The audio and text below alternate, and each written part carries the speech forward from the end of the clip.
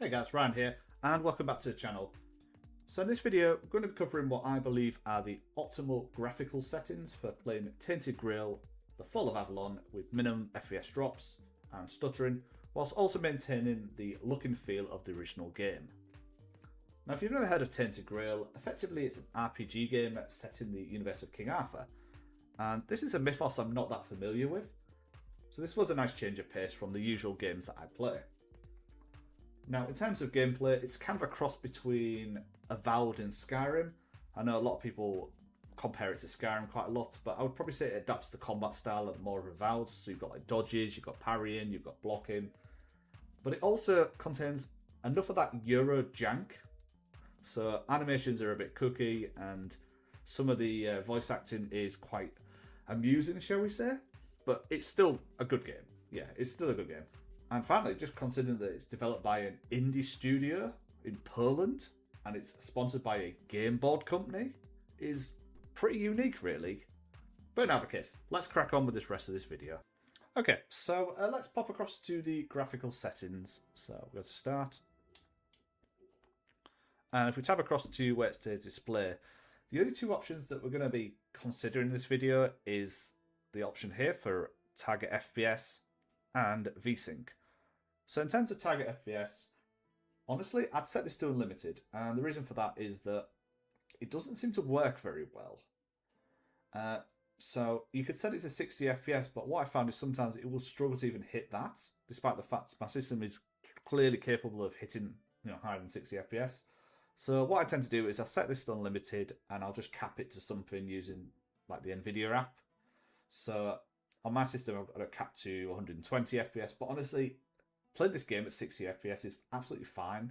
You know, it's not like a shooter. You don't need a high frame rate. So yeah, set this one to unlimited. VSync, weirdly, if you leave it enabled, there's reports that it causes stuttering. I personally turn it off here, but if I do need to enable VSync for whatever reason, experiencing screen tearing, then again, I can just do it through the NVIDIA app. Now, all the other options on this screen are completely optional and yeah, set to your own preference.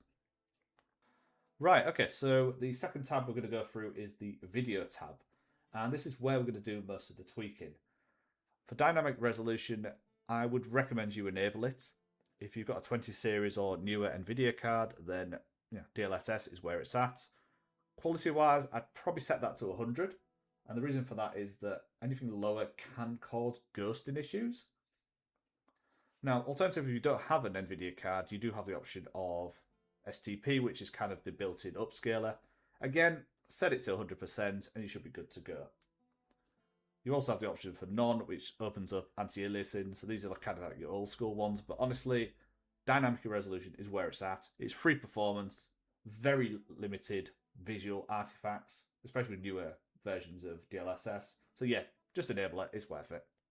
So next up, we've got miscellaneous graphics. I'm not sure what this actually does because I couldn't really find much about it when I did my research for this video. But a lot of people did say that if you have it set to high, it can be a massive performance killer. So let's go for the happy medium, ironically, medium, and we'll set it to medium. Now, view distance determines how far away the world's geometry and details render. Personally, I set this to 85% as I found this is a good balance between performance and graphics, especially in the more density areas such as the cities, for example. Now, one thing that I will note is this game does suffer quite a bit from popping, and you will notice this more in the cities than anywhere else. And I've not really found any way to resolve this. What I actually did was I set everything to absolute maximum and even enabled frame generation, and I still got it. So I think it's just a limitation of the Unity game engine. Now, texture quality is the next option, and this will depend on how much VRAM you've got. If you've got a card with 8 gigs, then just set it to high. You can go to Ultra if you've got more. So I've got a 5070 Ti, which has 16 gigs, but again, it's one of those things where if you set it to Ultra, you're not really seeing that much of a benefit. High and Ultra is very minimum, shall I say, in this game. So yeah, high is where you want to go. Obviously medium for anything with like a 6 gig card or anything, experiment based on how much VRAM you've got. Next one we've got is MIP Maps Bias. A weird name, but what it really means is it tells you the level of detail and distance texture sharpness.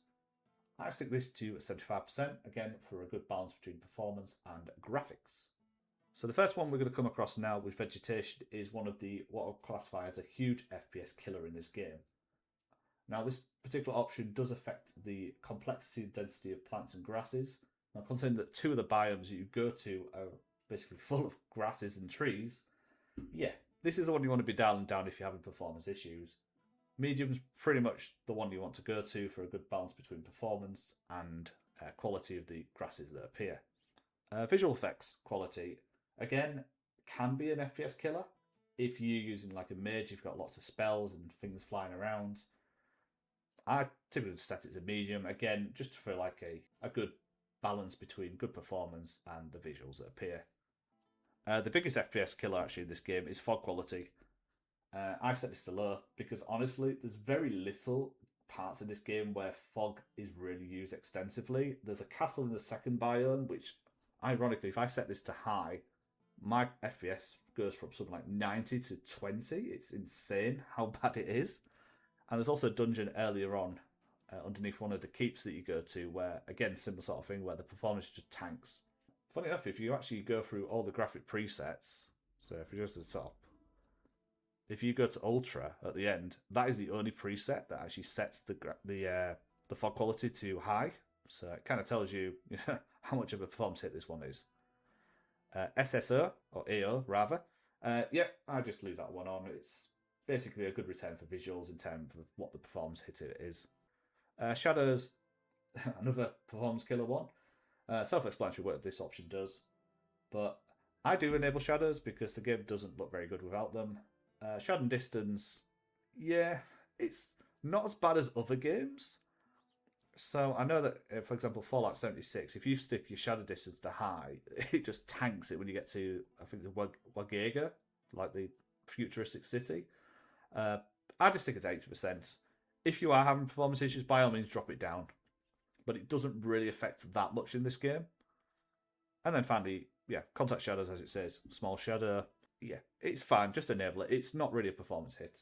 And then the final ones we've got at the bottom where, well, as it states there, makes skin look more realistic. Yeah, it's only going to affect like NPCs when you're talking to them, so there's no real performance hit. So yeah, I'd enable that one and I'd set that one to high.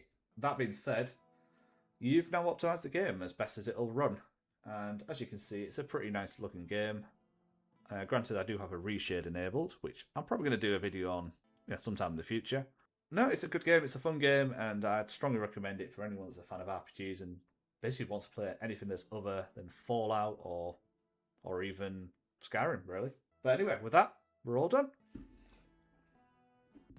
So as always, thank you very much for watching this video today, and if you did find it useful, please don't forget to leave a like, share the video so other people can see it, and also subscribe to this channel to see more content like this in the very near future. Thank you again, and I'll see you next time. Goodbye.